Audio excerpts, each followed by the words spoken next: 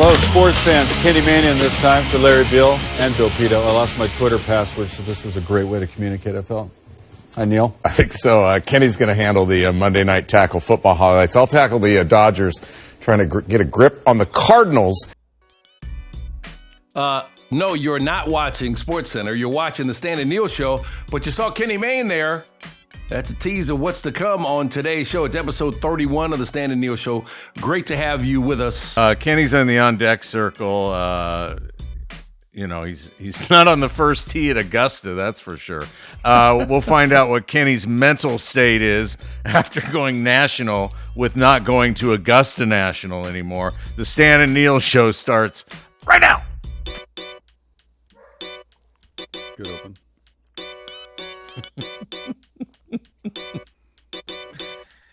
Let's go with Stan and Neil show. The Stan and Neil show. And there he is, the man, Kenny Mayne, joining us here on the Stan and Neil show. Hey, man, it makes me smile just seeing you. Likewise, and it was good to see the old clip. Are we trying to mask Neil's identity? I said he's... Neil uses the Wi-Fi from the McDonald's down the street from his house for the show, and so sometimes it's good, sometimes it's not. It just depends on, like, I figure the lunch rush should be over by now, so his Wi-Fi should be pretty good right now. He's back. It basically replicates my mindset. So when it's fuzzy, I'm fuzzy, which is most of the time. You know, I put out for this thing. Gretchen insisted she brought her makeup kit. I got eyeliner, mascara. I feel like Johnny Depp. She said it matters. You got to like show up for these guys. So okay, we appreciate it. Tough winter out here. Hey, Kenny, one of the things we have to do, we've got something special for the chat tonight. We've got to solicit subscriptions because otherwise we have no income. When we get 10 new subscriptions tonight, producer Jeff will let one of the new subscribers choose the last topic of the show. That's his Before We Go segment. So become a subscriber, those people out there, and message us your sports topic of choice in the chat. Also, for those of you watching on YouTube, please hit the like and subscribe button.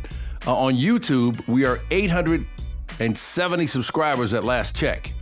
And when we get to 1,000, that's when the big money starts rolling in. So we need 130 subscribers on YouTube. So if you're watching on YouTube, please, by all means, subscribe because, you know, we do this for free. We just turned the mics on and said, let's do it. Everybody said, you and Neil should have a podcast. You and Neil, so it's okay, Neil, let's start a podcast. So we just started it. So now, eventually, we need to make some money. That would be good. Yeah. So how come I got bumped to number 31? Who were the 30 in front of me? Boomer was number one. You know what? That's the right thing to do. He did the same thing for me on a different podcast. Of course, I have another podcast I might as well promote. We Need a Fourth. Yeah. That's with Cooper Manning, the more sensual and intelligent of the Mannings, and Kevin from The Office, Brian Baumgartner. It's called We Need a Fourth. It's by Smartless Media, Sirius. Get it where you get your podcast. But we've been having fun. We got to get you on. I know Neil hates golf, but Stan's a real golfer. And basically that's what we do. We bring on someone who loves the game, could be famous, mostly famous, and just talk. Why do you love it? Why do you hate it? You know, tell us your stories. It's fun. I would love to do it anytime. Mm-hmm. And Neil, Kenny, does not hate golf. Neil has actually started playing golf. Oh. And you know, I always ask him how he's doing. So, Neil, how was your last round, Neil? When did you last play, and how did it go? Kenny, I'm the voice of Cobra Golf, okay? Oh, no way. Yeah, he's been doing commercials for Cobra. Yes way. Yeah. Yes way. Okay. I always thought that you had some sort of a disdain for the whole thing. Like, the problem is you need a fourth, but I always need a fifth, and that's the problem with my golf game out there. He's scratching. Let's see, my last golf game. I'm good at the 19th hole. I haven't been out in a while. I'm supposed to go out tomorrow, depending on how the weather is. It's supposed to pour here, but I'm supposed to go play Penmar National tomorrow at 7:50. So I'm looking forward to that. So for those of you who don't know, let me just say, Penmar is a 9-hole course in Venice, which is right near the Santa Monica Airport, right? Yeah. And Does your show have theme music? Yeah, we have something going on. It's No, sort of, not as good as ours. Not as good as yours ours. is pretty cool. I enjoyed it. I thought they'd play it the whole time And we talk over it. in case things go bad. Kenny, what's this Augusta National story that's making national news? I mean, it's everywhere.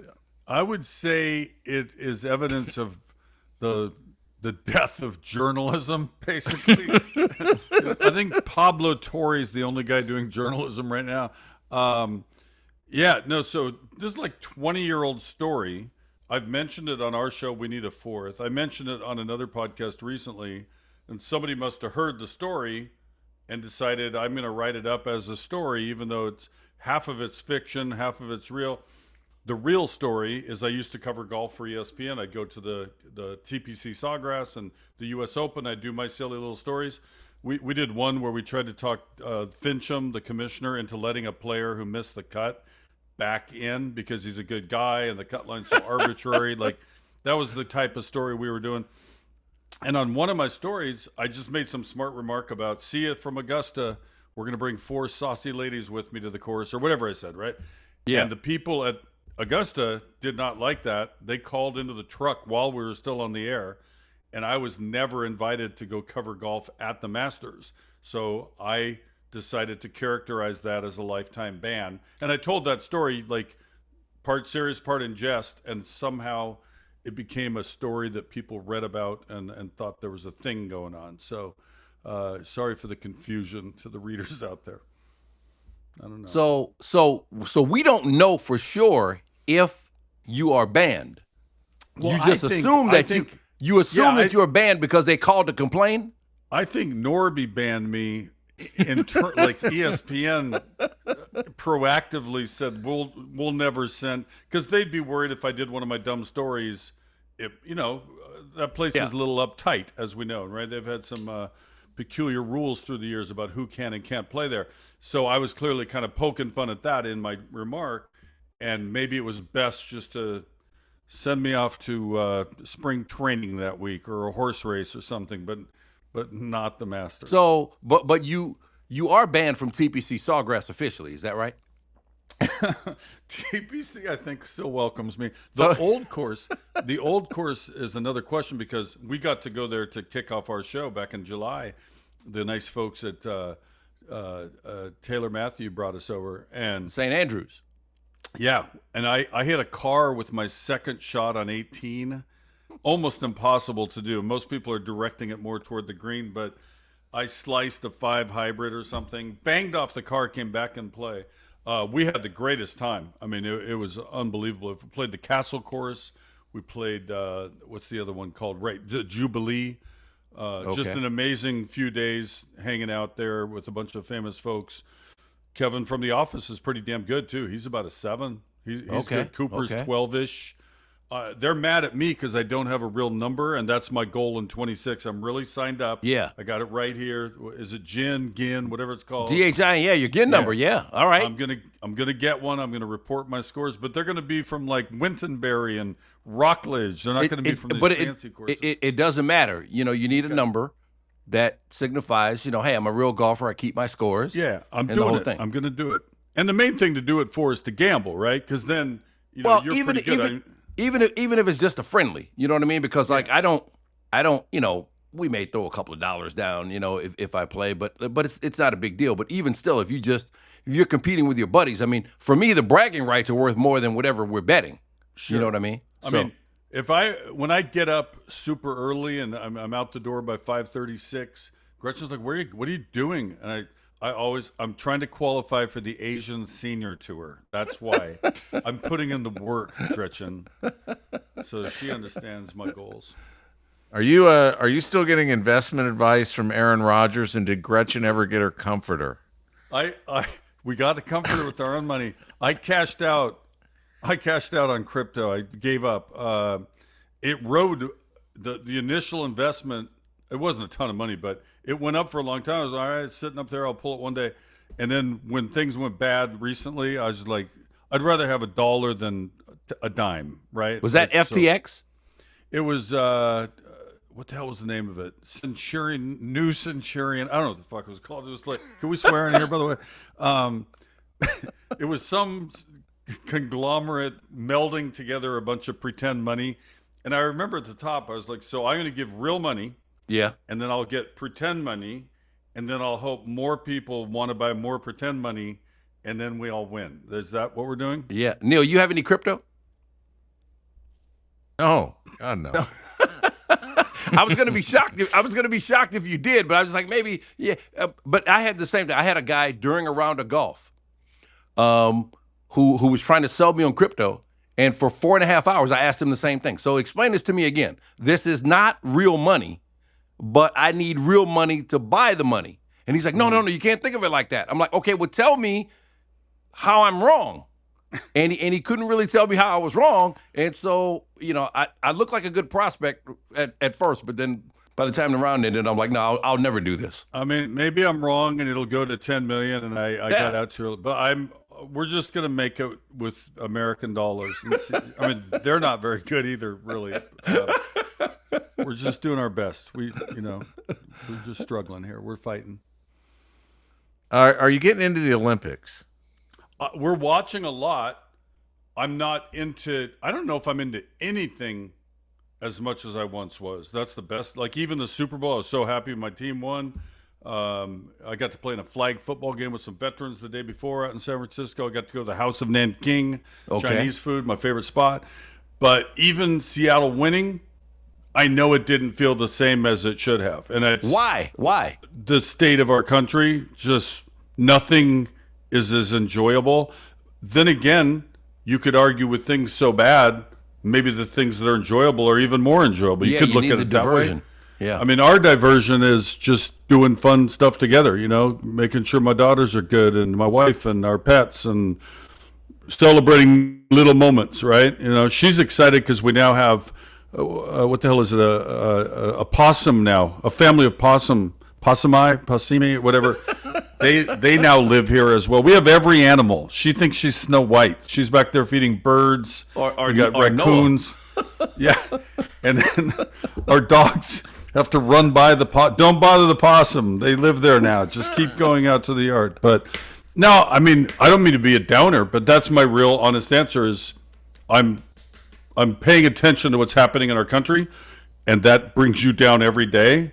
So it's hard to, this sport thing happened, like I'm trying though. Yeah, you got to compartmentalize, Mm-hmm. Like right now I'm celebrating seeing my old friends. This is awesome. I'm loving this time. Yeah, me too. You talked about the crypto. You need that to work, don't you? Because Kenny, don't you have 4 daughters and presumably 4 weddings that you'll have to pay for at some point in your life, right?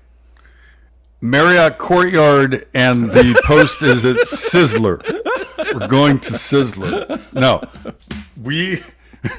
we're going to do our best. I sometimes I'm like, what does it even matter? It's the old thing, like you can't take it with you. Like, let's keep living as well as we can, do fun things, be together. But my 4 daughters and Gretchen, obviously, that's my emphasis. They're the ones who matter by far the most, and everybody else is second seat to that. So yeah, I think we'll be okay though. Riley, in fact, might be first in line. It's not announced, but our oldest daughter, she's seems like she's going down that path. We got daughters in 4 We're announcing corners. it right here. You just put the here. pressure on her, guy. It's okay. We got daughters in New York, Miami, L.A., and Seattle. 4 corners. They're living it up. Mm-hmm. Kenny, you mentioned the Seahawks winning it. And Kenny's originally from the Seattle area. For the people watching who don't understand the home field advantage and the 12th man, you got to ring the bell one time at least. I know. Put us there for a Sunday game, and then what did it mean? Albeit you gave us a little bit that it didn't mean as much because of what's going on in the country for Seattle to win the Super Bowl. Oh yeah, I mean, and by the way, the Patriots ring a bell, and they brought out their guy, right, Malcolm Butler, to do it before the game. I thought they shoot guns. I thought they had the Minutemen shooting guns and stuff. They just fire at will, I think. Yeah. No, we raise a flag. We raise the 12th man flag. Oh, and it's okay, funny. my bad. I was asked to do it way before, like number 31. Like I was earlier than 31. And I was like, really? You want me? Like, aren't there more famous people? Because, they'll have like a Pearl Jam guy or, Joel McHale or whatever. But they asked me a long time ago. This is back when I was doing my pretend football stories for Countdown, right? This is like 2009 or somewhere in there. And I brought my youngest daughter, Annie, with me.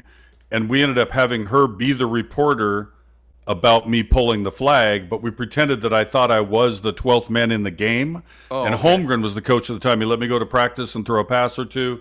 And she played like I'm this. My dad's so dumb. He thinks he's going to play, But it was a fun story. I think it's available on the internet. But pulling that thing up and hearing that crowd, like, oh my God, it was sensational. You're up there, third deck looking down. That place, I know everybody loves their fans. Everybody thinks they got the home field or home court advantage. Seattle's definitely in the mix for one of the top ones. Like, it gets loud there. And the 12s, they named them. They take it upon themselves to really feel like they are part. You got offense, defense, special teams, and fans, like a fourth part of the game. And the players and coach, they gave them a lot of credit this year for the energy. That insane season. I mean, so many weird things happened to put us at the home field advantage. That 2-point play, the backwards pass barely. And on all the other things that were necessary to win out and secure home field. I still think they would have made a big run even going on the road, but I'm glad we didn't have to. And they were just a better team than New England. No knock on New England. Good for them, man. They made it all the way. They were hot. Anything can happen once the game starts. But the defense was so overwhelming. Just he had no chance back there. And offense did enough to put some points out there to get a win. Yeah, I grew up watching football in the Superdome in New Orleans. I've been to 2 playoff games where the Seahawks beat the Saints. And I'm like, man, it's loud in here. Are we sure there's no roof here? Because it was really, really loud. Now, I have heard, and I talked about it, I asked Neil about this. I have heard that Seahawks games, and I heard this after I went, that Seahawks games are sort of like soccer games in Europe where it's mostly guys at the game. Is that your perception? I've never done a full body count, but yeah, I'm sure there are more men than, but there's plenty of women, either because couples. I heard that's a part of the reason. And then I also heard there's like some kind of special aluminum that they used building the stadium that some refract. I don't know what the word is, but reverberate like makes the noise louder. Like some of the building materials, they built it to be loud. I think it's like in Spinal Tap, where the knob goes to 11. I think it's just like that. I think we somehow, with our music history up there, we have a way to make stuff sound big, By the way, I think Pearl Jam's going to come back together pretty soon here. Okay. Not that they fell apart, but come back together in the sense that they're going to go do some stuff. Nigel, will you be the drummer for Pearl Jam? No, I told Jeff Ament that they need to. I got to host Pearl Jam Radio, which was a huge thrill, and Jeff's their bass player. And I said, why don't you get Stevie Wonder? A fusion band. Let's go. He can play drum still. I don't know who they're going to go with. I know that it was not helpful when I sent Jeff a demo of a drummer, friend of a friend of a friend, like day 3 after their drummer retired. He's like, yeah, did I answer you on that one? No, that wasn't, I'm sure they have a method. They can just go drum machine. They'll be fine. I think Ed's doing a solo tour right now. And how about Bruce Springsteen with his country saving tour starting in Minneapolis? I thought that was pretty special. Just announced. Coming August 7th and August 9th to the Kia Forum. Ooh. Okay. That's the old Forum, right? Yeah, that is the old forum that they revamped. Kia and bought the naming rights. Yeah. I call it the Kia Forum because if anybody from Kia is listening right now, we'd like them to sponsor the Stan and Neil show, and I'll say Kia till you tell me to stop. It's the Gold Bullion Forum. That was the joint. I mean, but I do miss Hollywood Park. They knocked that down to build SoFi, right? Yeah. Classic racetrack.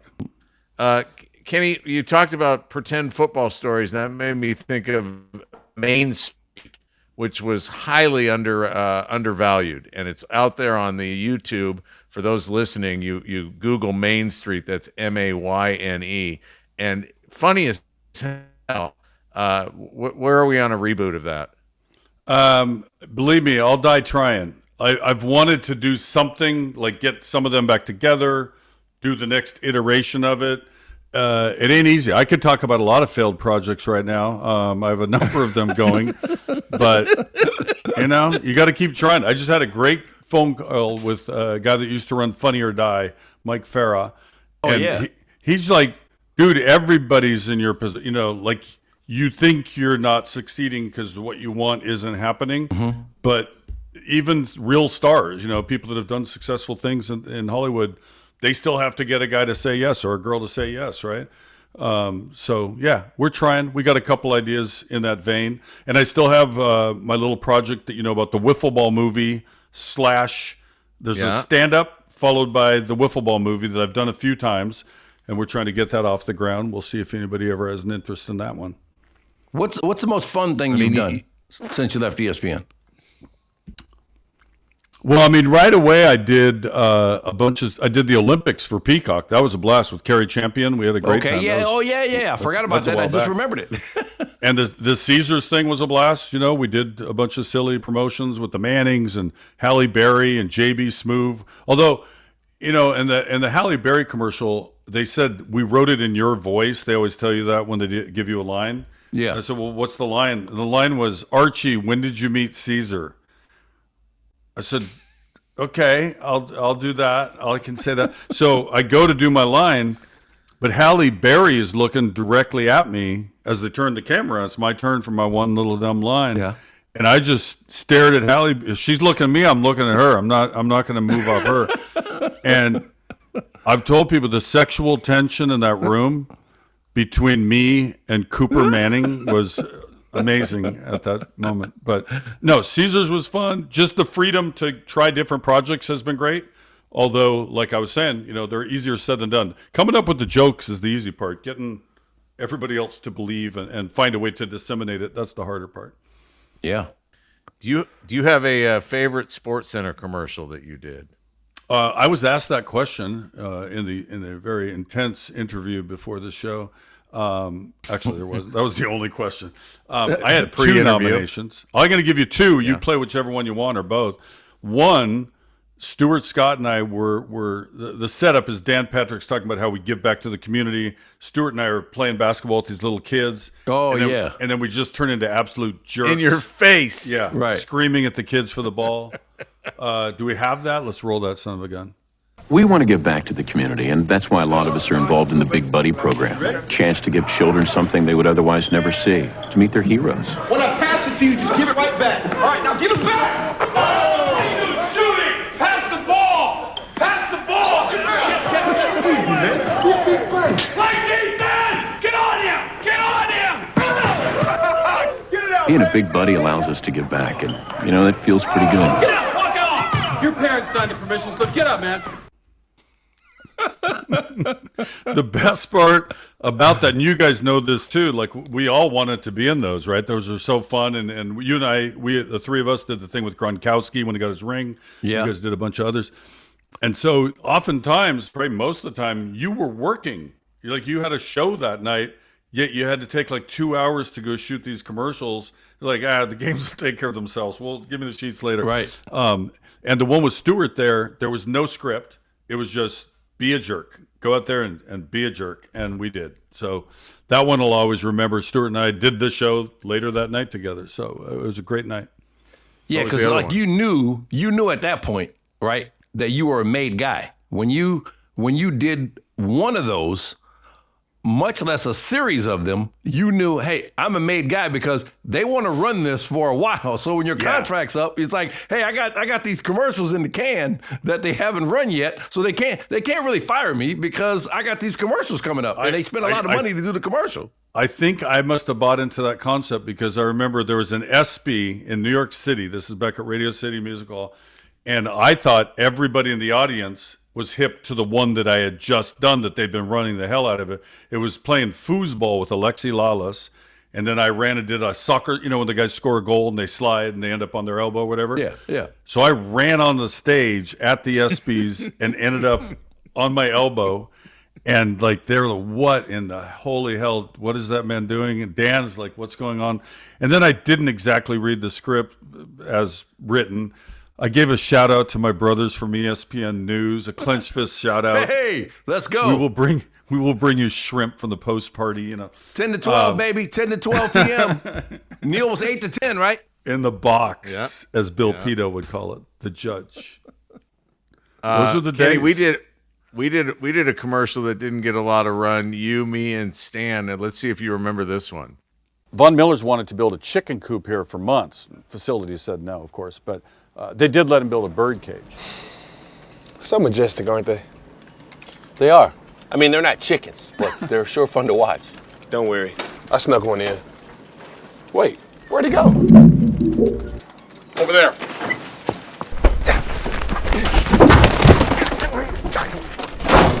Chicken farming is a tough business. I don't know how Von does it. Oh, I like that. That's like office linebacker throwback almost. I'm going to admit to you, I don't remember doing that. So wasn't it at the LA Times office? The old building that was empty. They had just set that. I mean, the desks were there, but that was the old building. And I don't think I've ever seen that commercial until producer Jeff played it for me about an hour ago. I think that's did not get the run that Von Miller got. It deserved it. That's a good concept. That's a piece of art. I will say, was I AI'd into that? And I don't, or was that pre-AI? you know how sometimes they would have, like, sometimes you're the narrator. You know what I mean? Yeah. Like you were the narrator there, and then the other guys are actually in it. And sometimes that's just how it plays out. Oh, and you'd see the people coming in to shoot. They brought this big crew, the guys from New York, Hungry Man, I think it was, right?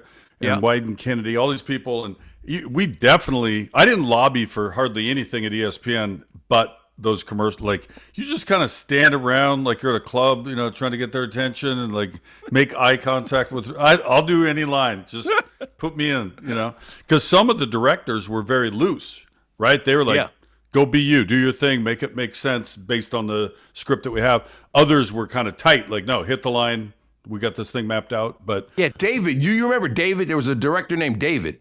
Mm-hmm. I can't remember his last name. Looked like James Spader. Exactly. Oh man, I wish I could remember his last. I want to say his name may have been Spade. I think it was Spade. I don't think it was David Spade though. I think not David Spade. Not that guy. No, who's David Spade? There's another actor, David Spade, comedian. Yeah. Oh, I can't. But I can't remember his name. But he was, Stan. Look, he talked like a movie director you would imagine would talk. Stan, like, just kind of throw it away. You know what I mean? Like you're a little too intense with the line. Just kind of throw it away. Just kind of throw it away. It's funny though when you do other commercials, like product type commercials, and wanted to freestyle like you were used to, right? Because we did this thing with ESPN, and then they'd go back to Video Village, and the client would like you to read it as scripted, please. Right. What do you guys know? Yeah, those were fun. They don't do those quite as often. I see a different variation of that comedy, but not. It's just not that. There was that period of time they ran the hell out of those things, and I thought it brought viewers, seeing us as being silly and being able to kind of laugh at the lunacy of what we do. We watch games and say words about games. That's how dumb that job is. And so we were able to make light of it and bring in the mascots, and all the players wanted to be in it. That was a cool thing for them. Oh, yeah. Do you hear the Sam Darnold shout out? I did. I was very flattered. He was being interviewed on SportsCenter, I think it was. And he's talking about how he, growing up, wanted to be a sportscaster, and he used to watch. He must have been talking about the 10 o'clock West Coast show because he mentioned the three of us, right?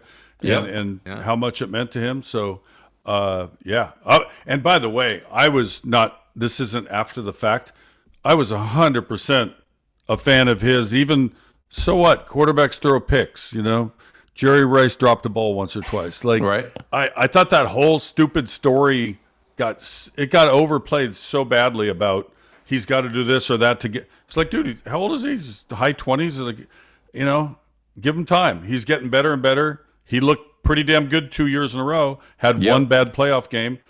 Did nothing wrong for this year. Yes, did he have a game or two where he wasn't as good as some other games? Of course, because he's playing the hardest position in sports.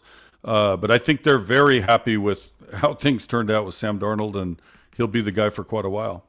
Yeah, there's an impatience sometimes in the NFL, especially with quarterbacks. Like, you think some teams would like a do-over with Baker Mayfield as well? Oh, for sure. I mean, they you just look got at impatient. And you look at the age issue, too. Like Aaron Rodgers, turning out as great as he played, he didn't even play at all for 4 years or something like that when Brett was still the quarterback at Green Bay. So everybody kind of comes in at a different maturation level. Some are ready to go right away. Also, totally dependent on circumstance, right? If you go to the Jets, if you stick people in certain places, they're going to fail because the whole place is a failure, not just because they are, Yeah, let's break up. Sam, what'd you have to say about us? Idolizing anchors, to be honest, because I watch SportsCenter every single day, every night before I went to bed.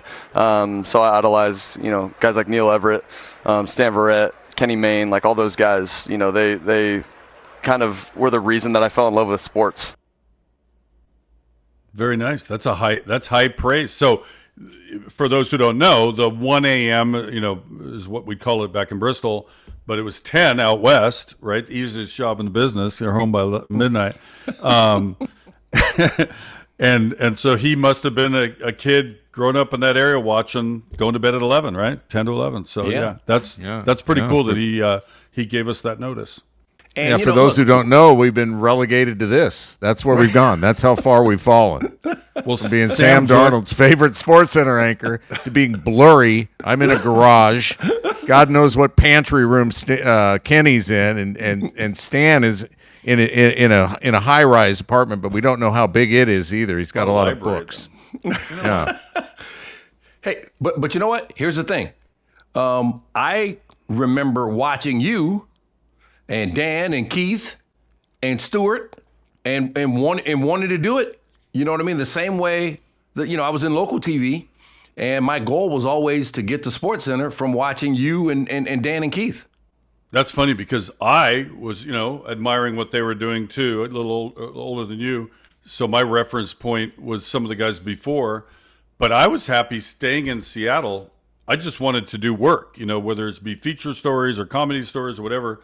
But then ESPN2 came along, and they needed one more guy. It was because Keith went back to Dan on one. Stewart moved up to be next to Susie as the anchor. They needed one more guy to be they call it the smash. Came in and did the 2-minute update, the 5-minute update. And I think it was my third try. I'd been interviewed 3 different times. Vince Doria was the head of the thing. I love Vince Doria. And I knew what they had against me. Like, they thought I was okay writer and okay on TV, but I wasn't a big enough sports nerd, right? I didn't know everything that you're supposed to know, at least from their perspective. And Brewers, middle relief, what do you got? Yeah, well, that's pretty much what I said. I said, Vince, I still don't know who the 5th pitcher on the Cubs is, and I really don't care. But if you tell me to do a story on the son of a bitch, it'll be a really good story. He's like, that's a good answer. So that's how I got hired. It's not, not what I know. It's what they think I know. That's what I made a career out of. But that's the pull of ESPN and SportsCenter. Neil was in Hawaii and left Hawaii to go to Connecticut. Yeah. Because it was SportsCenter. I was in New Orleans covering the Saints and LSU, my favorite teams, and I left to go to Connecticut. I was selling long distance for MCI. Okay, so I was ready to make that jump. You mean jump off a bridge? Is that the jump you're talking about? So I had a TV job in Seattle. Yeah. And I quit on very short notice, very impetuous. And I assembled garbage cans. Then I sold prepaid legal insurance. Then I sold long distance for MCI back when people would pick their long distance carrier. And all the while I was freelancing, calling ESPN all the time, or they'd call and say, hey, go interview so-and-so, Griffey, Gary Payton, whatever, like they just want a soundbite. But I would do like extra credit. Like I would type out, well, here's the story you could have had. And a lot of them probably thought I was an absolute idiot. Like, why is he doing this? Others were like, he's showing his ambition. Yeah. So I just kind of wore him down. Kenny, we've got 7,000 plus people watching right now, so don't tank this interview. Is that a good number? Our total potential audience is 8 billion.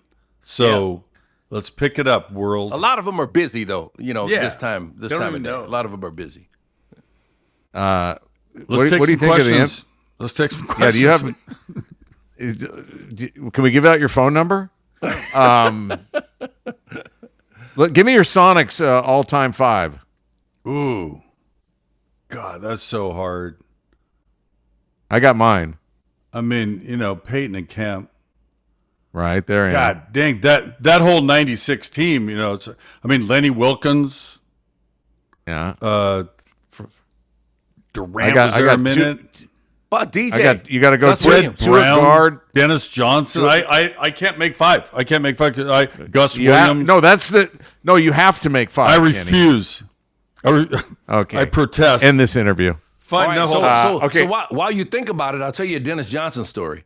Love Dennis Johnson was my favorite player when he was on the Sonics. Airplane. And he wore number 24 for the Sonics. Wore number 3 with Boston with 24. So I'm on my 13, 14-year-old basketball team in New Orleans, okay? And I want to wear number 24. But the number 24 jersey was too small. But I'm like, I'm wearing it. I'm going to be Dennis Johnson. I'm wearing it. And so I'm out there and the tightest shirt you can imagine, but it was number 24. So I was wearing it. And so my parents were like, why are you wearing that tight? Why can't they get you a jersey that fits? I'm like, this is the only one we have, this number 24. I'm wearing it. And so I wore number 24 because of Dennis Johnson. Under the rules we just play, Kevin's going to have to play center because we left off Sigma. Sigma at center. Spencer Haywood at power forward. Haywood also number 24. Yeah. Lonnie Shelton doesn't make the starting 5, but he's a great player. I like where you're coming from. Durant, Sigma, Spencer Haywood. Durant only got a year as a Sonic, and the OKC run doesn't count. Peyton and Freddie Brown in your backcourt with Gus and DJ coming off the bench. That's pretty solid. Kemp and Spencer Haywood at forwards. You got Detlef and Lonnie Shelton coming off the bench, and Sigma at center with Dennis Autry coming off the bench. I just saw Dennis Autry. Literally just saw Dennis Autry recently. He runs a bed and breakfast in Manzanita. That's right. Oregon, right? Yeah. Who broke your leg? Oregon did break my leg. And by the way, I also wrecked my knee, but it's better. It's just a sprain. I was TBA for this whole interview because you got to have your leg down. I played in a flag football game with a bunch of disabled veterans and a bunch of ex-NFL guys, and it was a blast. We had so much fun until that idiot hit my knee. But we did that on Saturday before the Super Bowl. I just ended up watching the Super Bowl in San Francisco, but not at the game. Yep. I was, Twitch isn't paying. At the Marriott? No, I was at a cool little boutique hotel on Nob Hill. I liked it a lot. I would recommend it. It's called the Nob Hill Inn. Free shout out. Nob Hill Inn, our sponsor of this segment. Hey, we'll take it. There you go. Invoice coming, Nob Hill Inn. Now, do the Twitcher people who are listening or watching, do they have the ability to screen, like front load the screen with questions and whatnot? Do we Yes. Have, Yes. No, I've got the What do you chat got, going. Neil? One guy, What do we got going one on guy in the just chat? one guy had just said we're holding the message because of bullying, and then I read it, and all it said was old creeps. Oh, I wouldn't say that's true. That's ageism for one. My daughters love to make fun of my age. I just went through the whole Medicare sign-up thing. That's a swell time. For those, I don't know how old you guys are. Neil, you're close. 64. Yeah, you're getting my neighborhood. You're catching up. Oh, yeah. Good luck next year when you sign up those forms. It's really fun. I bet. The terminology makes so much sense. I'll get my much younger wife to do that for me. There you go. There you go. Wait, do we have my other commercial? Because I was fond of that too. How many things do we have loaded? Which do we have a Which tape one was room? that? It was when I was the premise again. Dan set it up, and the premise was that everything we do is organic. That we come up with all the stuff on the fly, and instead they show me practicing home run calls over and over and over and over. Okay. Oh yeah. We do. I think we do have that. Our producer says we do. And they wanted me to say it's not iffy if it's Griffey, And I was like, that's just so corny. I would never say it. So I tried to ruin it by saying that line, and then I said, that blows, hoping that would, I was trying to kill it as I did it, right? Like I was insurrection. Okay. And instead they kept the whole thing. Everyone makes a big deal out of the SportsCenter catchphrases, but honestly, we make this stuff up right on the spot. Welcome aboard flight 149 for right field. This is a non-chewing flight. It's never iffy if it's Griffey. That blows. It must be a homer, Simpson, because the pitcher just went dough. And because the catchphrases are so organic, keeps the show fresh. 4! I am the most popular player in all of the land. Yahtzee! There it is. Tremendous. I fought for that. One of a kind. By the way, of a kind. And Ken Griffey in the wiffle ball movie from olden days, because he and I threw wiffle balls together when he was a rookie in 1989 at the Seattle Science Center, and I had that tape. I had the raw tape sitting in a basement or a shelf somewhere. I found the tape, found a way to transfer it to view it, because nobody has that format anymore, right? Right. Beta SP. Yeah. I'm so old. My first day in Seattle TV was the last day they were using film. Local news used to use actual film, like your grandma had the 16 millimeter, right? And they had to, get it transferred over to tape and all that. And so I had to find somebody who had the means to show me what was on my damn tape to tell the story of what happened that day. Look for that, unless that project fails too, at a theater near you. I got a whole box of Beta SP in my laundry room. Oh, yeah? Whole box, like my whole career. I found a guy out here on Venice Boulevard who will put those on discs for you. There you go. Wait, he was like on the street on Venice Boulevard, was he? No. He had the machine. No, and for what he charged, he was lying to you. For what he charged me, he won't be on the street for a while. No, he won't be on the street with what he. For what he charged me, he won't be on the street either. But he'll do it, man. He'll do it. He'll put your tapes on. Hey, do you want to use this forum to make a plea to Junior Griffey to mend any fences that may have been blown down by the wiffle ball movie or whatever? Honestly, I think if he saw it, he would see it's reflective. He's probably watching right now. He's one of our viewers for sure. No, my admiration for him is long-standing. I saw him play at Bellingham A-ball. I was just starting in local TV. We covered this Ken Griffey guy, son of Ken Griffey Sr., and then all his great years with Seattle. So yeah, I'm proud he was a Seattle player and what he did for the team. And now, geez, they were one pitch away from making the World Series. So we had a pretty good sports year up there. He's your favorite athlete ever? I'm going to say Ali. David. I got to usher Ali. Okay. I got to usher one of Muhammad Ali's fights when the football players at UNLV.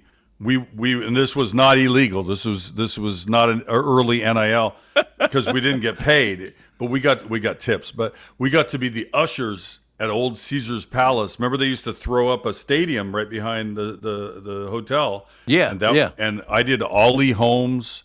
I think I did a couple of Sugar Ray Leonard fights. It was fun. That was like when you're 19, 20, 21, you're at Caesars, all these rich people. I'm right next to Jack Nicholson. Like that was a thrilling time. So we were able to receive tip money and not report it to the NCAA. I think the statute is long gone at this point. Would you pick Ali over David Craig from Tiny Milton College? Which no longer exists. Dave Craig, good guy. He likes to hunt. Whenever he hunts, I try to reach him, and he's. I'm in Wisconsin. I'm killing deer right now. Like, I say, what are you doing it with? Like, shouldn't you go so far in the woods if you don't bag a deer, you might not survive? Like, should that be the test? Make it fair, right? Yeah, can't just sit in the back of a pickup truck and fire away. But no, he's a sustainable, ethically sourced hunter guy. He does it the right way. I think. Okay. Can you pronounce for us the Spanish tennis player? First name starts with an R, last name starts with an N. Well, see, you wanted lead people to, or maybe you were going to do that on the backside, the famous episode called Fixes. That's Rafa Nadal, but I kept saying Rafi.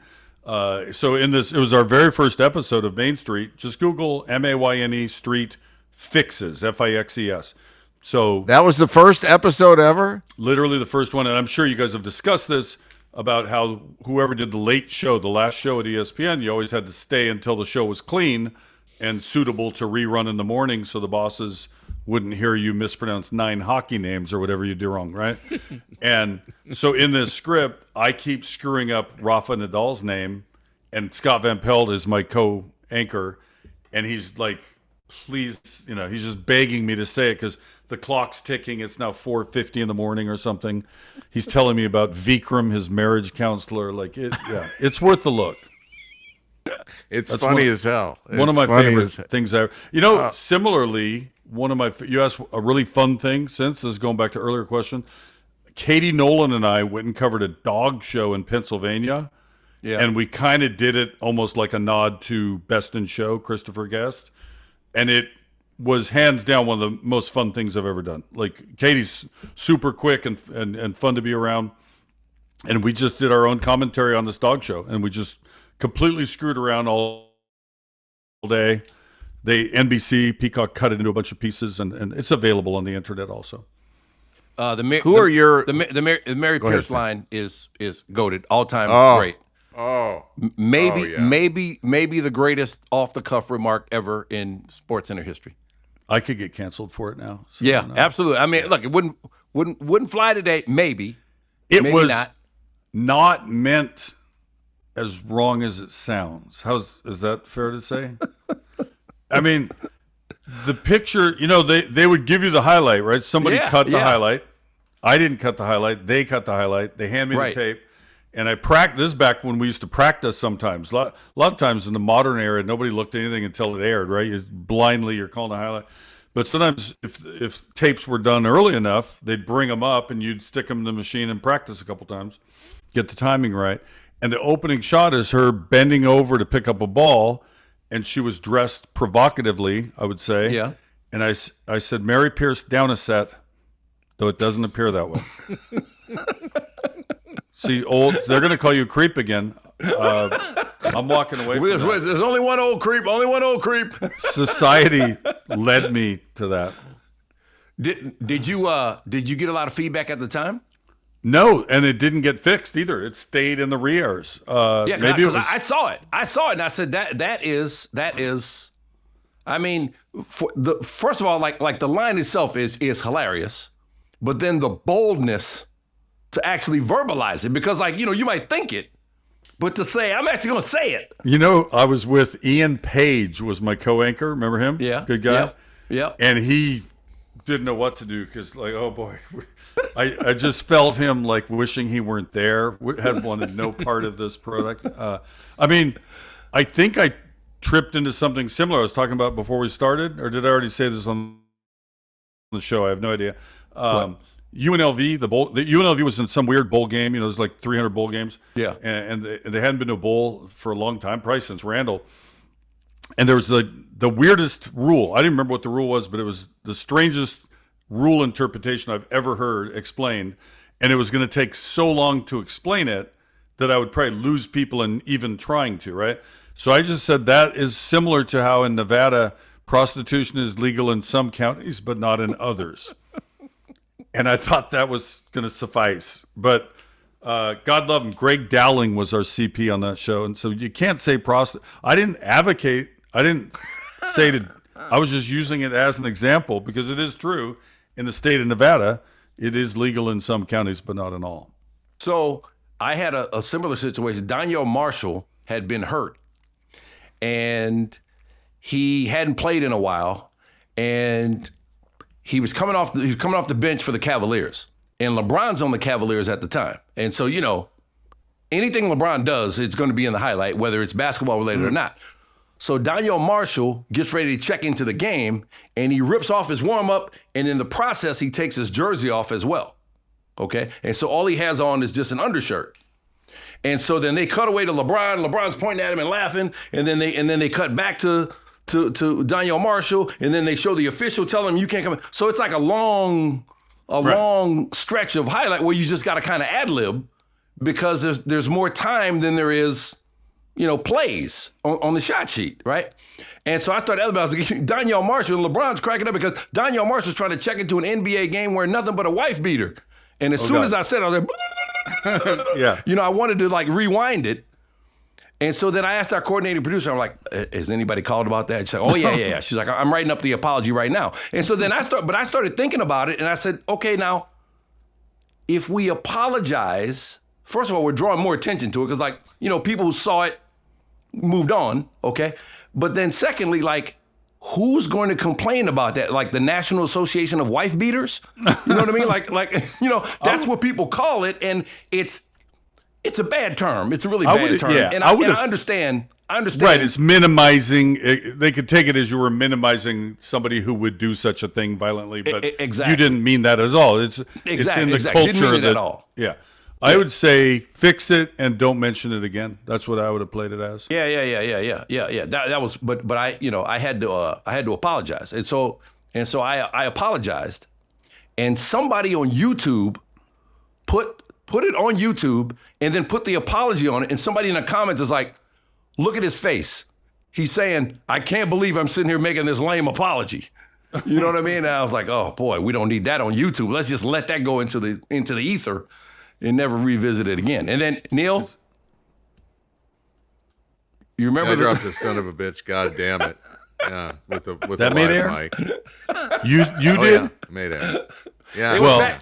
It was back when they started doing this thing where, like, you know how, like, you're going to commercial break, but they leave the mics open so people can kind of hear a little bit of the behind-the-scenes chatter. Right. And Bad they didn't ideas. want to hear that. They heard it. Yeah. Before I got on TV in Seattle, I would write for the anchors. I was a producer. I did background stuff till I finally got my chance for a couple of years. And I was producing one night, and we had a live shot with not the greatest technology. We were the little independent station that didn't always work out for us. And right as the guy was doing a live report at whatever, something was going on a fight, and the lights, everything goes out, and you just hear the camera guy go, "Fuck, oh no!" And then we come back to set, and Charles Johnson, anchorman, very quick-witted, he just said, "We might or might not go back to that scene." I think we bailed. I don't think we ever went back. Can we swear? I already did. Now, it's okay to swear, even real news organizations, if you're quoting directly what happened. You're not just wantonly swearing. It was germane to the story that I had to say those words. Thank you. Yeah. Okay. All right. Did we lose viewers? Kenny, we've taken an hour of your time. We appreciate you being so generous with it. Always enjoyable to see you. You are one of the greatest in not just in the SportsCenter way. In Twitch, yeah, absolutely. In Twitch way, you're on the Rushmore of Twitch already. Who comes on next? Do we have a bump? Do we have a commercial? Said Sabalas comes on next. We don't have any commercials yet. We're working on it though. We're trying to get commercials. So while we're at it, do you have any extra commercials you could send our way? Do you have any sponsors who are like, we're not right for you, but we do have a show where you're they're beneath our show. We'll send them over. Can you put in a word with Bateman for us? Do you remember when Adrian Wojnarowski said in an email to Senator Josh Hawley, I won't even repeat it, but he said two words. First one starts with F, then a Y. Yeah. And we were golfing, and one of us was on our phone and saw this. It was on Twitter, like this thing became a story because Josh Hawley then released it to try to make Adrian look bad, right? And the rest of the day, because we knew he was going to get suspended or something. Then the rest of the day, every time anybody hit anything halfway decent, just all of us would scream Woj bomb in honor of him. Because frankly, I'm glad he said it. And that's our show. Woj is one of those guys where, like, Woj, I think, understood his power. Yeah. You know what I mean? He understood his power. He had a very unique job, and he was great at it. And he was sort of indispensable. Yeah. Oh yeah, you need that guy who knows the stuff, and that's true with the other sports as well. There's somebody for each sport that has all the connections. He wears 4 phones at once. He doesn't know. Well, one time I was going to do a show. I think I was on the 11, and I couldn't find my suit. I would hang it up in the. I would just bring a suit each day and take it back in my car and bring another one. Yeah. And I hung it up on the hook, and I went to change, and I couldn't find my suit. And I'm running around asking the makeup people, anybody know what happened to my suit? And I look on TV, and Woj is wearing my suit. It's like, why is... I only brought one suit, and that man's wearing my suit on the previous show. Yeah. And I have to grab him in the hall. I said, dude, that's my suit. And he just screwed up and grabbed the wrong suit. He had a bag of suits somewhere else. So he had to take off my suit so I could put on my clothes to go do my show. But I'll never forget that night. Yeah, I once got dressed, and I put on pants from one suit and a jacket from another suit. Oh yeah. And I didn't realize it. And then they asked me to do a stand up. I said, I can't do a stand up. Like my pants don't match my jacket. I just got distracted when I was getting dressed and put the wrong jacket on.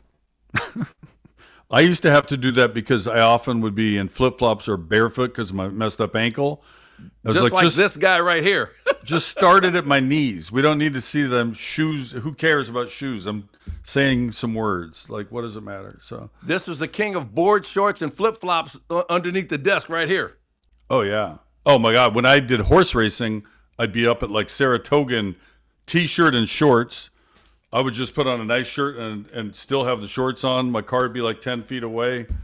Put your shorts back or put your T-shirt back on, and away you go. So, yeah, people don't always know what goes on behind how small it really is, but how big it seems, right? Yeah.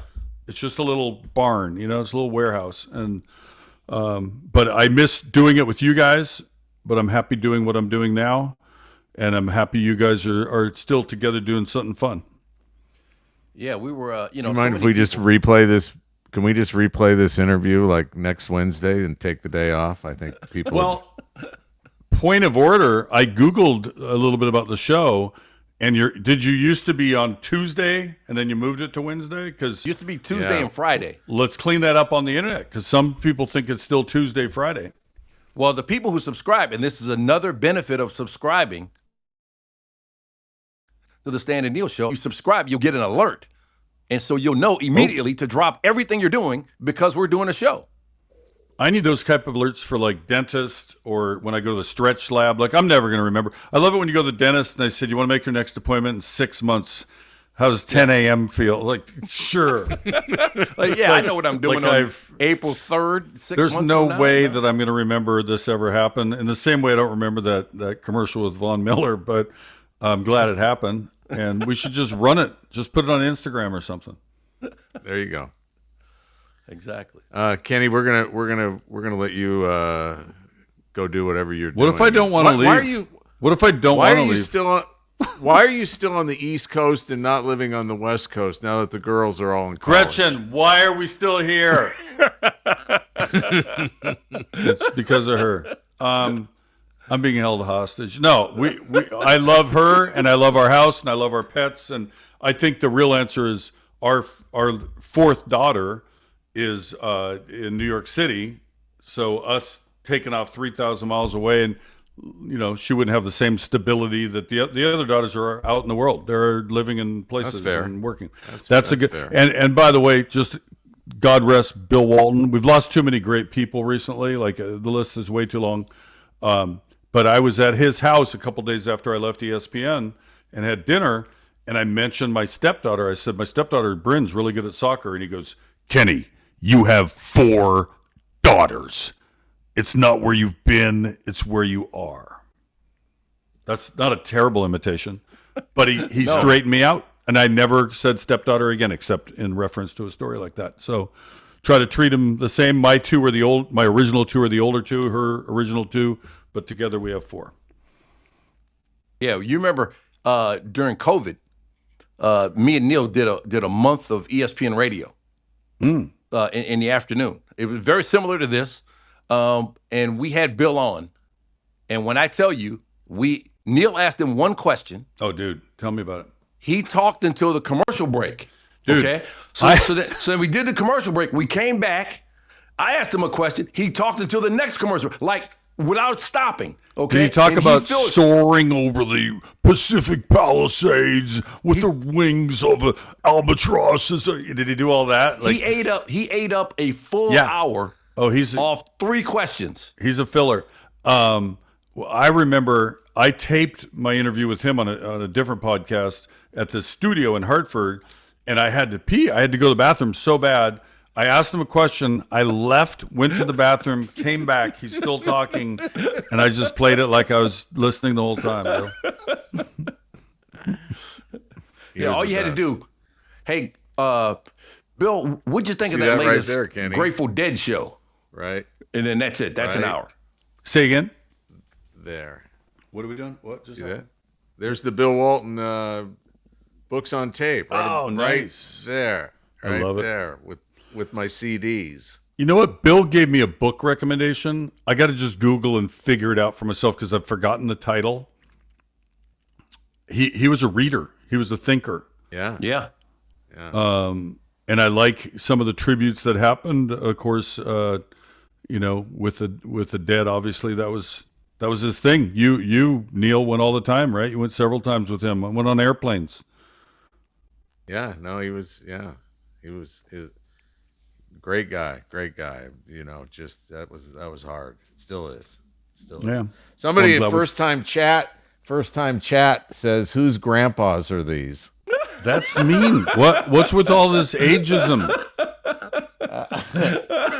It's funny because we all do that as kids. We make fun of our parents forgetting stuff or telling the same story, the same stuff my kids do with me, right? And it's true, but I don't know. I'm glad I was born when I was born. I love all the stuff I lived through and got to do, so I don't trade that for anything. But yeah, would you rather keep your youth longer? Of course, who wouldn't? But your listeners, viewers are mean. They're mean-spirited people. No, you know what? The only comments we have is they're old. It's a very young crowd here on Twitch. You know what I mean? And so, hey, what else we got? Neil, let's go to chat. Let's have some fun with chat now. Well, you know what? What else are they saying? Tell them I don't think...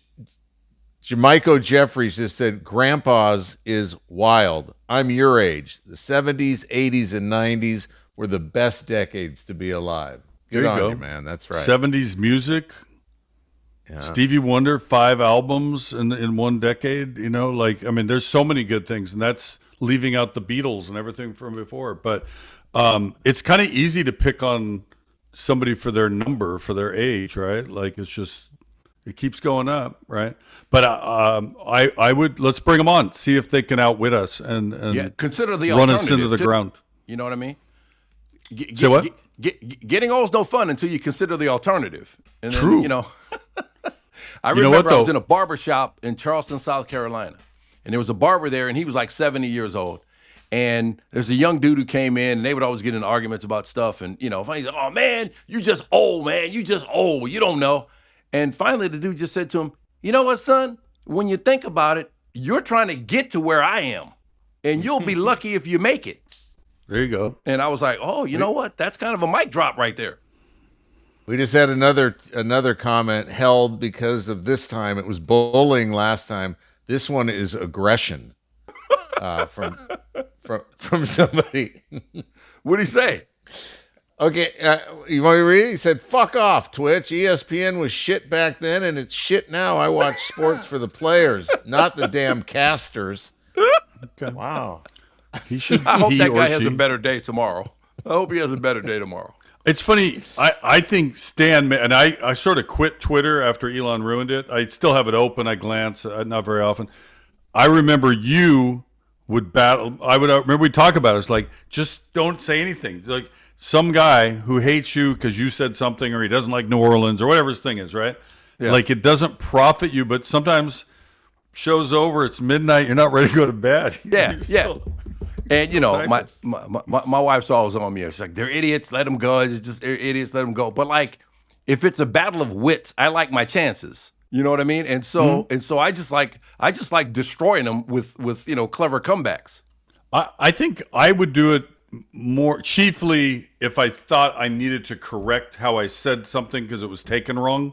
Yeah. But as far as just like a pissing match, I don't know. It's so poisonous. All of it, even Threads and Blue Sky aren't. None of it is all that great. But in many cases, it does feel like your time, even if you have a small following or if you don't get much response. at least you said what you felt that day about what's happening. And right? the thing is, there are people who follow you who do like you, right? Mm-hmm. And then when people who, especially if they're idiots, and like if somebody says, "Hey, you made a mistake," okay, and they correct you about a mistake, okay, that's fine. But like people who just show up just to be mean-spirited, just to be ugly, just to be racist, you know, like most of your viewers right now. But that's what I'm saying. So like there are other people who are watching this right now who are enjoying it. Where if we went after them, they'd be like, yeah, you know what I mean? But they might never comment about it. But here's the thing. But they enjoy you getting back at them. Mostly people who like something don't say anything. They just keep liking it and watching it. Yep. It's others who want to have conflict. And some people just want to be mad. But it's all right. It's free country-ish. Yeah. And, you know. And there's no IQ test to get an iPhone. You know what I mean? We got some you good, can just walk into the store and buy one, and they don't ask you about your civility. I'm staying all night, guys. About your I'm going intelligence, hard. about your anger management problems. They don't ask you any of that. They just sell you the phone. And then then you can do whatever you want to on it. And the phones are built to self-destruct after 2.5 years, by the way. I'm certain of it. Call Me Edge says Stan is taking the Kevin Durant route and getting into late-night Twitter wars. Heady Vintage on a first-time chat. Kenny Mayne is the Gramps you wish you had. Hold on. Can we go Uncle? Can it just be Unc? What do we got? I can listen to Randall Cunningham stories all day. I'll tell you Randall Cunningham stories. Yeah. I still remember. Do you remember the Three Musketeers commercial? This will really date us, but the bar was floating. Do you remember that old commercial where the bar was so light it was floating away? Anybody? No, but we get the concept. Yeah. So, well, it won't work now because nobody knows that story. But no, what I remember most about Randall was he was a freshman when I was a senior, and you know, he clearly could have just played right away, but, you know, he had to wait his turn. Like, we'd been there, and King was the starter. I was second. But that dude, as a 17, 18-year-old, could, you know, I could throw pretty far back then. I was in the 70s. And Randall was like 80, like no joke. Like, a couple steps, and just our balls were descending to earth, and his is still rising, you know. And he just had that cockiness and, you know, his athleticism. He was still kind of like a big puppy. He was growing into himself, but you knew he was going to be something. And I still think they should have won at Philly if he had had some better offensive help, like a Billick, you know, like somebody. It was like Buddy Ryan, just have fun with it, dude. Whatever, Randall, have fun. They had a play called RC Special, and it was like flag football with nobody huddled, just get the ball and hope you work out something. But I think he should be in the Hall of Fame. They talk about some of the snubs. He did so many things to change the game, and he was so good for a long period of time. Just imagine him in the offenses of today. Absolutely. With the protection of the quarterback, absolutely. He would murder this place, yeah. And the way that now mobile quarterbacks are, I mean, it's a feature that teams want. Back then, it was kind of like, okay. You know, we'll work with this guy's strengths, but it's not optimum. You know, right. And now it's optimum. Oh yeah, no, he'd if he could resurrect himself to that age. He's old too. Okay, why don't you call him Grandpa? He's like 3 years younger than me. Hey, you can't be a legend until you get old, right? What's all this Grandpa slander anyway? Like grandpas are fun. Maybe they mean it in a good way. No, they don't. They don't. Trust me, I can tell. What else you got? One guy just wrote One guy wrote we were legends. Real sports journalists, all legends. That's from G Nice for you. We appreciate that. We got a nice one there. Kenny's my all-time favorite ESPN personality. Guy has made me laugh while I'm enjoying sports highlights thousands of times. There you go. That's a nice very one. Sweet. Thank you. That's from a guy named on the set with him. That's from a guy named Grampus. So there you go. I still remember when I more than once screwed up a name. We all did here and there, but Neil would start laughing. Like we'd know it's a hard name, and I'd mess it up. And then Neil had a nephew who was watching, and I forget the chronology, but nephew Spencer. Yeah, if I would get a hard name right, I would just immediately like, it's in your face, Spencer, nephew, like deal with it, you know. Krivo Krasov. I got smarter through time because hockey was my worst sport, and it's no offense to hockey. Like it's fun to watch, love cracking games. I just didn't grow up with it, right? It's not like back of my hand like football, baseball, basketball. And instead of naming 5 Czech Republic guys in a row before the other guys, you just say great passing by the Canucks. Just watch and learn. Yeah. Or you say they don't like to be cited individually. It's a team game for them. It's a team game, right? Look at that goal by Vancouver. Okay, we've got Call Me Edge just tells us as an FYI, General Alpha and Gen Z, Gen Alpha and Gen Z will call anyone over the age of 27 an unk. All right. Fair. I like that. Mr. Riggs, first time chat. How have I not seen you all on Twitch? Thank God I found this. So there you go. See, thanks for joining us. We appreciate it. You know what? One guy had the. Well, we can if we ever end, we could end with this. First time chat named Bad Guys. He said, "Sporting event from your lifetime you wish you had witnessed live." Ooh, that's a great question. Ooh, sporting. I'm gonna go with it. Kenny mentioned him earlier. I'm gonna go with an Ali fight. I would have loved to have seen an Ali fight in his prime. I would have been in my teens. And I would have enjoyed that. I'm so old. I did see the Ali fights. I wasn't at Madison Square Garden, but I went with my dad to the first Ali Frazier. I went with my friend Mark Sansevier, who just passed away. God bless Mark Sansevier. That was closed circuit also at the Seattle Old Coliseum. That was the Thrill in Manila.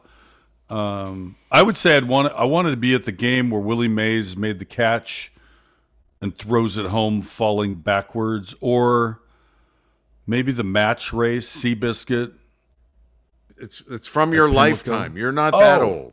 Wait. I thought I could go back in time.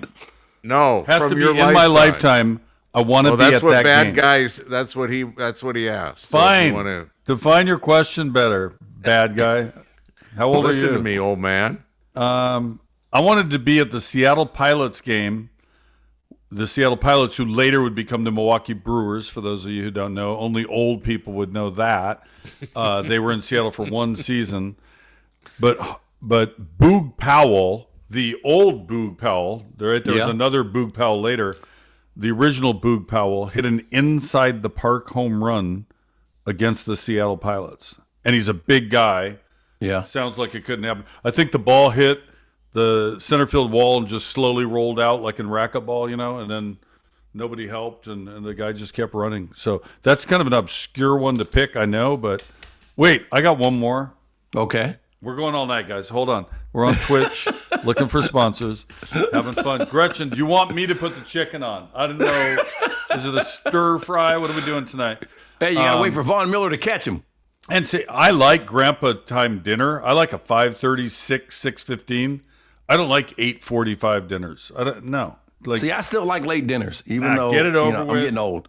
Get it over with, and then have your night. Yeah. Because if you're still cleaning dishes at 9:15, she's ready to fall asleep about 9:40. Like the night's over. So Lenny Wilkens was my favorite player. I prefer my Jello at 7:30. Lenny Wilkens was my favorite player on the Sonics. The Sonics traded him to Cleveland for Butch Beard. I'm like 12 years old, and we're so mad. Like, how would they trade Lenny Wilkens? That just makes no sense, right? So Lenny comes back with Cleveland to play the Sonics, and everybody came to root for him in Cleveland against our home team, right, to show the love and support for Lenny. I got sold out. We got to the game, tickets were gone.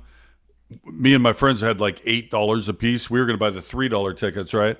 So we ended up going up to the Space Needle because our parent wasn't going to pick us up till 11, whoever the parent was picking us up. And I threw a T-shirt off the Space Needle to protest the trade of Lenny Wilkens. And I don't know that everybody understood what I was trying to convey by that, but it felt good to have done it. Yeah. I would have loved to have Did you have a T-shirt on underneath your T-shirt? No. Just like the highlight that Stan called, and LeBron's laughing at me, who wasn't born yet. But No, I got the T-shirt back because one of our friends didn't go up to the top, and we literally could see him running after my T-shirt. This is before cellular technology too, so I don't know how he knew it was mine. So I got a couple. Dan, what's yours? I would have loved to have been there the Jordan game against Utah. Where he pushed off? He pushed off, but he's Michael Jordan, and the ref swallowing that whistle in that situation. Yeah. I mean, I got no problem with that. It was subtle enough where it wasn't blatant. You know what I mean? Right. But like that was the last time we saw Michael Jordan as Michael Jordan. You know, because then they had the Last Dance, and he went to Washington, retired, and went to Washington, and that whole thing. So like I would have loved to have seen that, and then like I didn't get into golf until after Tiger Woods, like 98, 99, I got into golf when I was in New Orleans, and but I've just fallen head over heels in love with it. Like it's really the only hobby that I have besides reading and watching documentaries. You know what I mean? So the 95 Masters. Okay, so when I first started playing golf, I found this tape in a bin in a video store. And it's Harvey Penick's Little Red Video, okay? So now Harvey Penick was a golf instructor at University of Texas and at Austin Country Club. And he taught Tom Kite, he taught Ben Crenshaw, he taught the Massengale brothers, he taught a lot Is there of great going to be players. an intermission in this story? No. men and women. He taught men and women, okay? He's a great, hey, it's podcast, this is storytelling, okay? So anyway, So I buy this tape, and I've watched it 1,000,000 times. I have it on VHS. I can't watch it anymore, but it's on YouTube, so I can watch it. It's a Little Red Video. But it's based on the Little Red Book, which was the best-selling sports book of all time. Not golf book, sports book. But it was his lessons from a lifetime of teaching in golf, okay? So he taught Ben Crenshaw. So he dies in 1995, okay? Right before the Masters. Now, that Masters in 95, it was Tiger Woods' first major championship appearance. Okay, so that's another reason to see it. But Ben Crenshaw flies from the funeral in Austin to Augusta, and he wins the Masters. Nobody had picked him to win the Masters, and when he hits his final putt on 18, he just collapses from the emotion, and then he says he was with me every step of the way. That's pretty and cool. It's just such an incredible story because like I used to say on SportsCenter, maybe you never played on the PGA Tour, but you've got a mentor or a teacher or somebody who meant the world to you, and you can probably relate in that way. Absolutely. So that's my event. When I used to cover golf, if we were ever following Tiger's group, I would take the battery out of my cell phone. Like I was not going to be that guy. I was not going to have Stevie come and beat me up. Nobody talks. Tiger's playing, right? So those were fun days, though. That was his heyday, getting to be around all those guys. And then we had David Duval.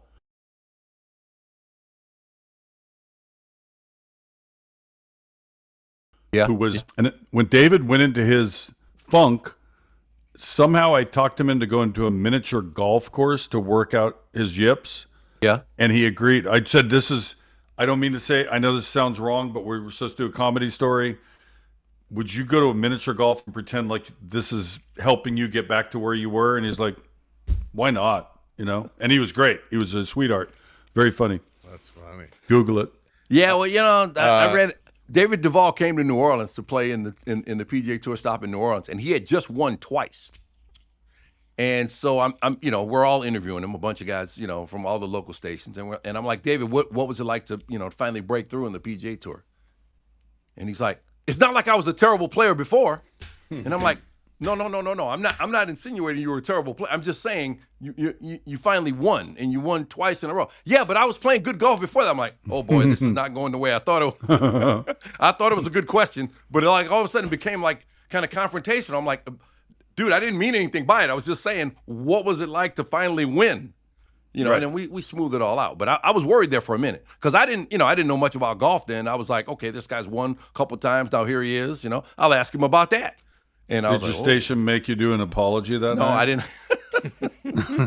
I didn't have to do an apology. Neil, did you ever get to? What was your game you missed that you were going to tell us about? Did you already do it and I missed it?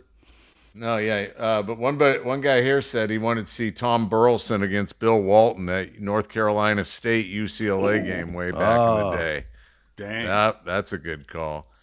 You know what? And we actually have a rundown that is still in front of me. We're obviously about 60 minutes off schedule now, so let's work through a little of it, because when we say goodbye to Kenny, I think we're saying goodbye all of us. Gretchen, what did you think? Stir fry the chicken or not? I'll do it. What did you think of NBA All-Star Weekend, Kenny? Did you like the new format? It took me a while to figure it out. Like my problem with it was I thought the competition was kind of cool. Like they looked like they were trying, so I like that part. But back when I could play basketball, when you lose and got to sit out a game or two and you got to wait and be the next guy in. Yeah. It almost felt like that. Yeah. Like I was kind of worried about their health, like tightening up and having to get loose again and come back into the game. But I don't know. There's so many stars. They needed that many teams to provide for everybody who maybe deserved to be there. I thought it was a fun watch. I've been proselytizing about Kawhi Leonard on this program the whole season. I hope everybody figures it out now after he scored 31 and a quarter against the other best players in the world. But then the youngsters took care of business. Yeah. I love Ant. He's fun, man. I like his personality. And seeing Barack Obama and Michelle Obama there, that was cool. Like all the other things around the game were cool. All-Star games are fun. I mean, that's what it is. It's just it's a show for fun. I think people go overboard on getting all worked up about it wasn't this and it wasn't that. It's just supposed to be a celebration of the game. Bring all the greats together. Yeah. Do some stuff. The dunk contest wasn't quite what it has been in some other years, although there were still some good dunks. I mean, what else did they do? They had a celebrity game. Dame Lillard winning the 3-point contest. That was great. I saw only the last couple shots. I was late to the party on that one. I think I was watching Team Luge or something at that point. Probably curling, because that's the only thing that's always on the Olympics. More curling. Curling is like cricket. It's like 7-day match. They won't stop. But I got no hate for it. It's an interesting sport. What's interesting about it? The way. But here's the thing about it, Neil. There are people for whom that consumes their life. Yeah. Being great at curling. You know what I mean? And this is their moment. Like they spend all that time with the brush and the disc or the whatever you call that thing, the ball, whatever it is. The stone. There you go. The stone and the brush, right? It's a brush. That's a broom. Broom. Okay. But they spend all their time training, and now this is their moment. Yeah. I mean, the one soccer players. I'm really blown away by some of the acrobatic stuff that happens on the ski, the freestyle stuff and off the jumps. Because when I go skiing, and I haven't done it in a while, like it takes me about 2 hours to get the boot on my ankle for openers, and I'm sweating and like, just keep me on the greens and blues. No triple black diamond stuff for me. And I'm trying to avoid all the bumps and the jump. I just give me some smooth where I can go like this, do it a few times, go have a dinner, say that I stood by the fire. That's fun enough. Agony of defeat ruined skiing for me. Once I saw that, I'm like, that's Well, somebody, I forget which platform, they said that the Winter Olympics, a lot of these sports seemed like they were a dare. And it escalated into something else. So take this sled and go down this hill as fast as you can. Yeah, I'm enjoying it though. Like I don't know a lot about a lot of the things I'm watching. I'm just watching it because it's entertaining, and you're rooting for this. And I'm not like hardcore. It has to be U.S. If there's some guy from some other joint that's the guy or the girl, like good for them. Like. It doesn't have to be so nationalistic. Somewhere and, didn't have any real equipment and, the whole thing.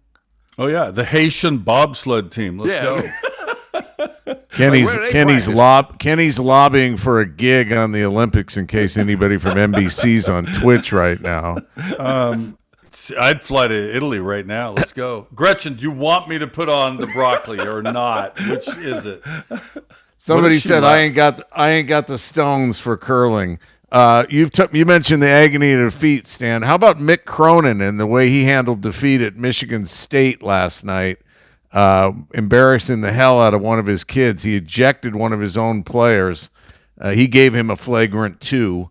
The coach did. Did you see that, Kenny? I know Stan did. I did. I saw. I guess we're looking at it now. I mean, honestly, I've seen worse fouls. He probably should have, the game's over. Let the guy finish, you're calling it. But here he's clearly, embarrassing his kid. He goes up. Did he try to wrap him up? I don't know. I mean, I don't get it. I've seen worse fouls. I'm not get it. And then grabbing the jersey, and I mean, come on, man, get a grip. And not only I don't like it when coaches grab players by their face mask or, in this case, jersey. I think it was frustrating. Upon. So, he's going to get his name in the paper. And so the next time he says, hey, guys, you got to keep your composure, they're going to be like, yeah, like you do, Coach? Mm-hmm. Well, we'll find out. They host Illinois this weekend. It'll be interesting what club shows up for him. He'll know whether he lost the team in a hurry. We'll all know depending on how that game goes. Somebody wrote it, he crossed the fine line between passion and petulance. Yeah. Great way to put it. See, look at there. Look at the vocabulary of some of our viewers. Boom. Conference of Champions. Dropped a petulance in the chat. Actually, it wasn't a chat who wrote that. It was Bustin' Buckets. I got it off the internet. Okay. No offense. You see, you ruined it for me, Neil. Neil, I think I sent you a few years ago. I did commentary on children playing miniature golf. I'll send it to you guys. Run it at you have liberty to run it whenever. But the young girl, Rennie, I think was her name, and when I went to interview her, some have called you petulant. How do you respond? and it's almost like she knew the word. She's like 3 or 4, and she just went, and that was it. That was her soundbite. We got to eat dinner at some point. I told you I want to eat it at 5. Gretchen's left. Early bird special. She's run off with a yoga instructor or something. All right, now what about the Kansas State coach? Did you see that Kansas State's trying to fire him with cause because he called his players out for lack of effort, lack of heart, and the such after a loss to Cincinnati? What your thoughts on that? He I believe has an $18 million walk money, right? Like a buyout money.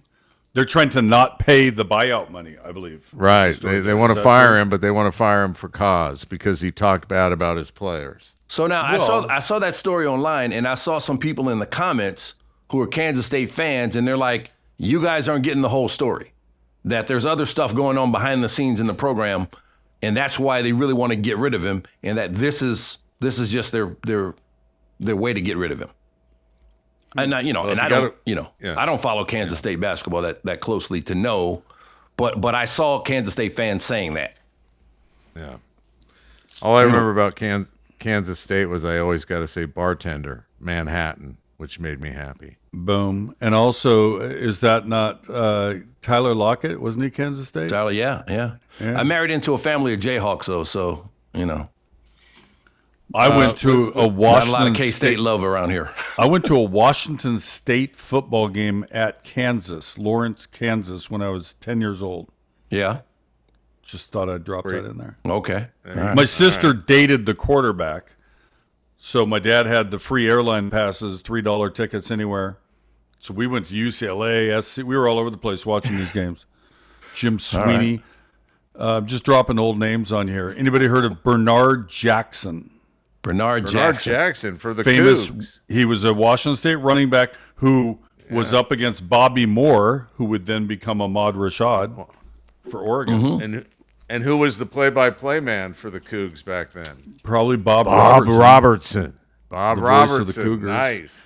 Be a good sport always be a good sport. Bob Robertson was the sports director at my little station when I first got my job in Seattle, and he had no prompter. He had no scripts. He had a 3x5 note card, and he wrote a few words for each story, and it was all up here. He knew the highlight like that. He knew the stats. Yeah, Bob Robertson, legend. We talked. Go ahead. Exceeded our allotted time here on Twitch. Yeah, do you guys want to hear one more? I don't stay all night. Gretchen, do you want me to make the broccoli? You want to Gretchen hear one has more stopped interminable listening to golf you. story?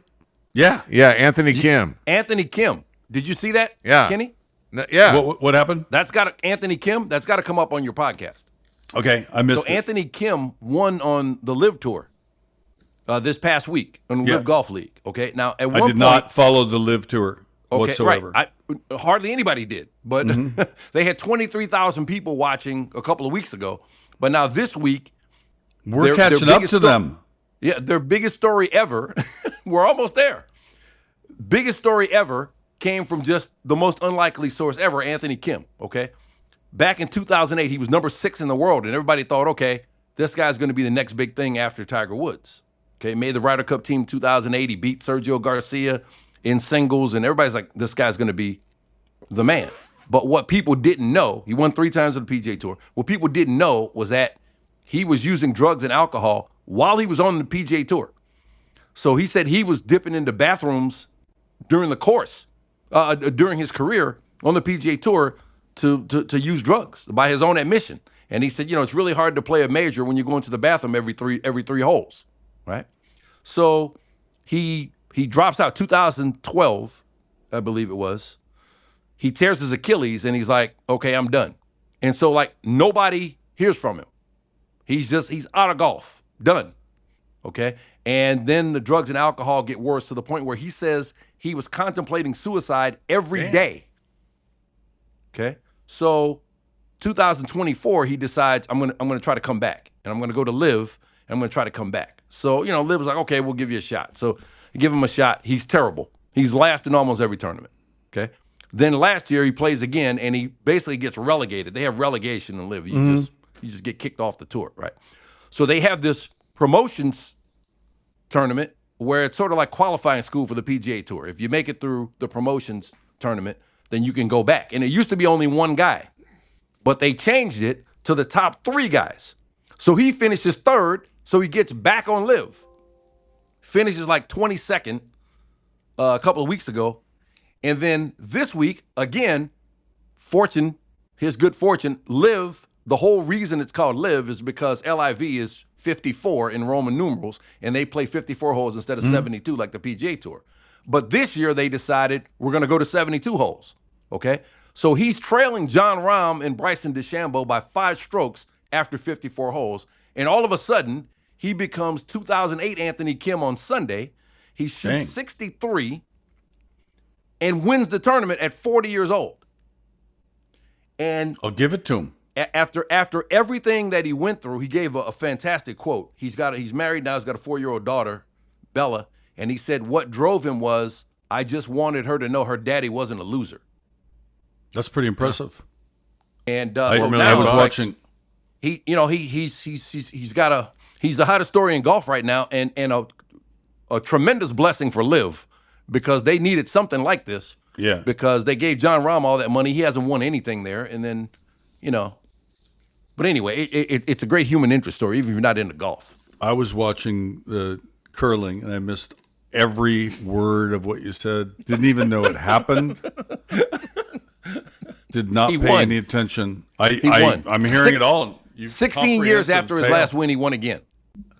Why don't we read each of Stan's books now? Let's just and play all of Neil's albums and cassettes. Right? CDs. Right We're there, never all going off CDs. the air. We're never. Hey, you know what? We're like these live streamers now. You know these kids who do live streams where they just stay on for like days at a time. Yeah, they're doing day in the life. What do they call it? They have a name for it besides day in is what they call it. Well, there's another name. In real life. In real life. This is real life. In real life, I'm starving because we were going to eat 2 hours ago. So in real life, we have honey. I could just lick honey and get by on that. When I had a colonoscopy the other day, if you want to talk about old people. No, we don't want to. I won't get into details about that, but you have to prep for it, right? You have to drink, so you can't eat for the whole day. Yeah. I had bone broth soup like 3 times. I had 11 popsicles. That's how it is, but I'm okay. Everybody's fine. My wife swears by bone broth as just as a lunch, anti-aging, like the collagen, and I think she says it's one of Halle Berry's secrets. Oh yeah, Yeah. Halle Berry, who was in a commercial with me. Have you seen the new Halle Berry movie? Have you seen the new Halle Berry movie, 101 Crime or whatever, something like that? I want to then. It's entertaining. Did you guys see Rise of the 49ers? No, but I heard about it. I heard it's a lot about Bill Walsh. It's mostly about him, and it's unbelievable because they have Stan's VHS tapes. And, I mean, you're seeing Bill Walsh. If you love football and you appreciate the 49ers, I think we all have to give it to them, whether you're a San Francisco fan or not. That was an exciting time. You got Joe. You got the controversy with Steve Young. You got Jerry Rice coming in. You got Ronnie Lott. You got all this stuff. And San Francisco had not been a very good team for a lot of years. And then Bill Walsh just turned it all around in, overnight pretty much. The catch, Dwight Clark. You got it all. And you're looking at team meetings with Bill Walsh up there designing plays. Like it's fascinating. If you love football, it's on AMC, our new sponsor for this segment.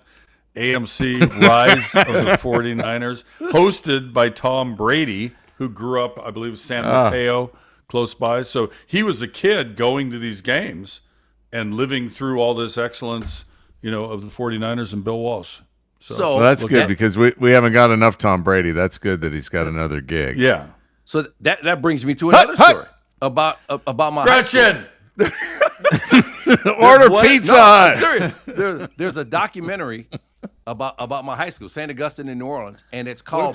Time out. 20 seconds.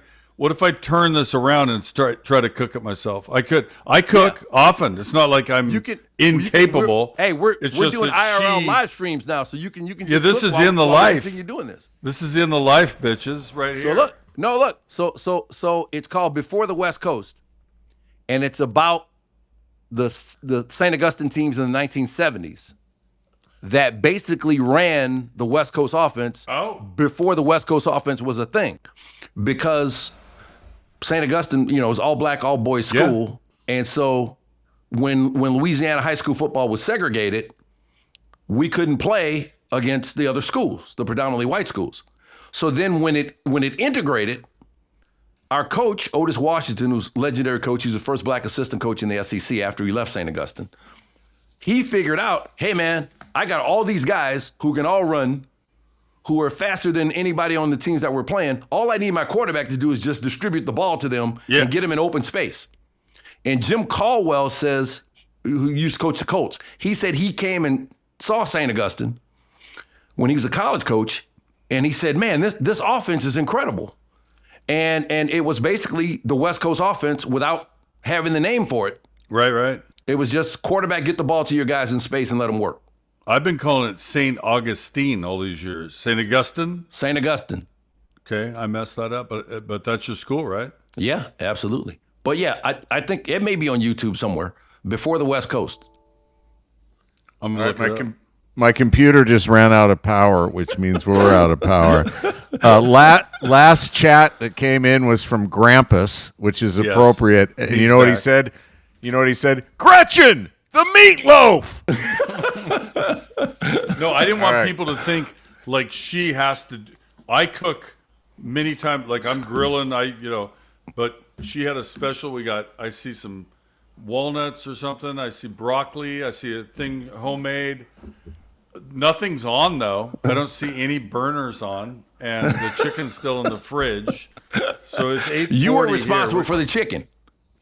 God bless it. Maybe we just have bone broth soup tonight. There you go. For your collagen. Benson, now, come treat. Meal? Is that pickle?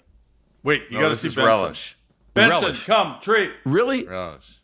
If I yell Benson, come. Right down here. Sometimes he comes if I yell Benson, come. But if I add the word treat, he almost always comes. I just think he's asleep or he can't hear me. I really wanted you to see. I think Benson's asleep like a lot of our people who are watching. How many we got now? 20,000. More than live. How many of the 7,000 are still here, Jeff? More than live. All right. Producer Jeff, any parting shots? Benson. He might have blacked out. Oh, there he is. Can you guys hear me? Yeah. Oh, yeah. We're in the life. No, just want to thank Kenny for coming on. I produced thousands of sports centers, but I never got to do one with Kenny Mayne.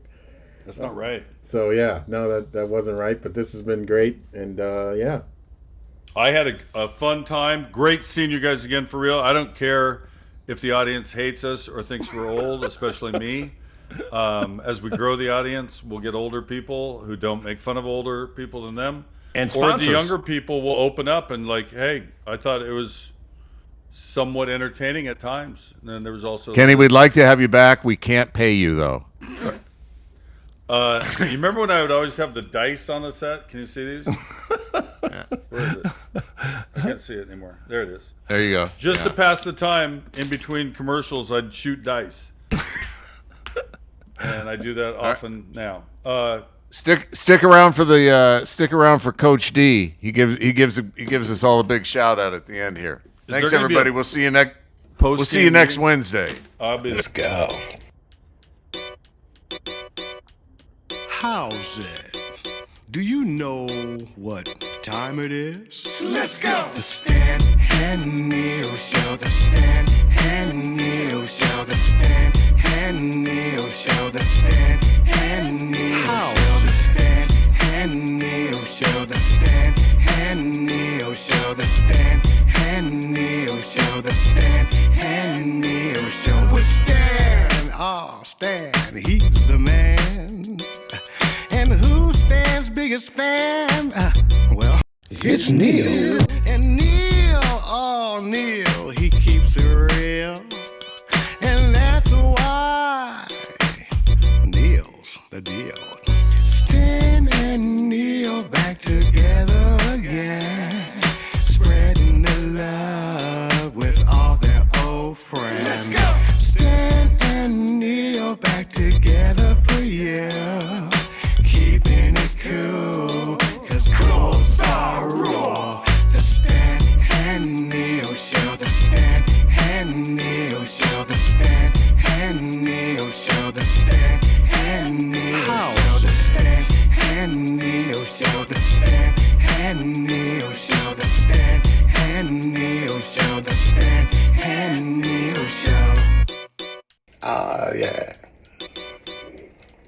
All right, let me hear it all back. See what we got so far. So, shout out to Coach D for the jingle, the Stan and Neil jingle.